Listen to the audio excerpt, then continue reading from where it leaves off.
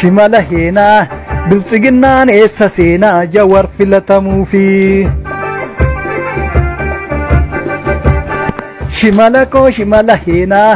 shimala heenaa opidiyoon eessa seenaa yaa qeerroosi marsee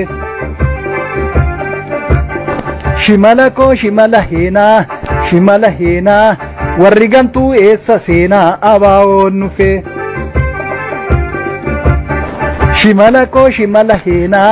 shimala heenaa warri gantuu eessa seenaa yoo marroon nufee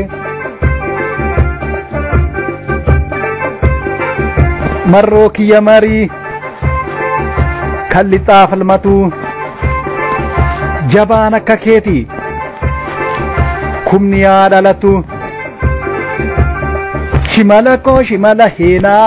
shimala heenaa warri gantuu eessa seenaa yoo marroon nufe warri gantuu eessa seenaa abaawoon nufe warri gantuu eessa seenaa jawar filatamuufi warri gantuu eessa seenaa yoo marroon nufe warri gantuu eessa seenaa jawar filatamuufi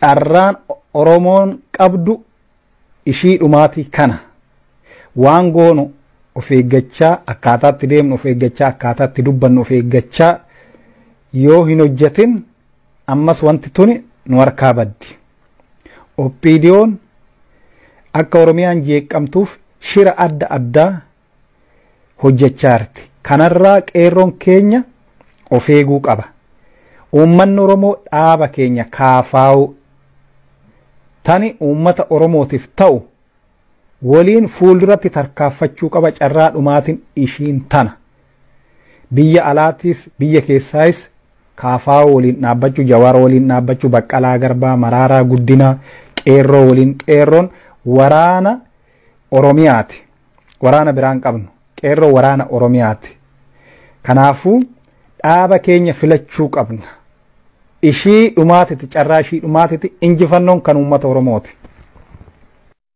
Oromoo jala keenya ni boonna. Duubatti hin deebinu. Oromoon ni bilisoomti. Dhiiga ilmaan Oromootiin ni bilisoomti. Alaabaa keenya nu Oromiyaa Finfinneerra ni bilisina. Gumaa jala keenya ni boonna. Duubatti hin deebinu. Beelaaf deebuun jilbeeffannu. Ololtuuf gantuu bakka laan.